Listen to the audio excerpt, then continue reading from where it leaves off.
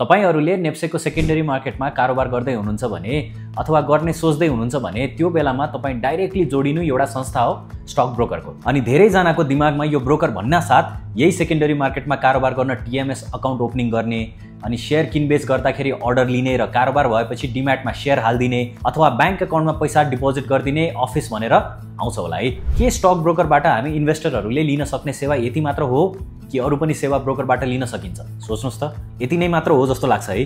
Well, stock broker जसलाई नेपालीमा धितोपत्र दलाल भनेर भनिन्छ, यो सिम्पली कस्तो संस्था हो त भन्दाखेरि एउटा लाइसेन्स पाएको संस्था हो जसले मार्केटमा बायर र सेलरलाई कनेक्ट गरेर अर्डर एक्जिक्युसन गर्नलाई हेल्प गर्छन्। यस्ता ब्रोकर्सहरूको फाइनान्शियल मार्केटको डेभलपमेन्टमा एकदमै महत्त्वपूर्ण भूमिका हुने हुन्छ र क्यापिटल मार्केटको डेभलपमेन्ट सँगै ब्रोकरको क्यापेसिटी र काम पनि बढ्दै गएको देखिन्छ। ट्रेडिसनली ब्रोकरहरू क्लायन्टको अर्डर अनुसार बाई सेलमा मात्र फेसिलिटेसनमा मात्र लिमिट थिए भने अहिले मार्केटको डेभलपमेन्ट सँगै ब्रोकरले गर्ने फंक्सन पनि डेभलप भएर इन्भेस्टमेन्ट एडभाइस, रिसर्च, फाइनान्शियल प्लानिङसम्म पनि पुगेको छ। ग्लोबल प्र्याक्टिसेसलाई नै हेर्ने हो भने ब्रोकरहरू फुल सर्भिस ब्रोकरदेखि डिस्काउन्ट ब्रोकरसम्म पनि सञ्चालनमा रहेको छन्। फुल सर्भिस ब्रोकरले चाहिँ नाम जस्तै सबै किसिमको सर्भिसेस जस्तै कि investment advice, research, portfolio management जस्ता सर्भिसहरू सबै दिन्छन्।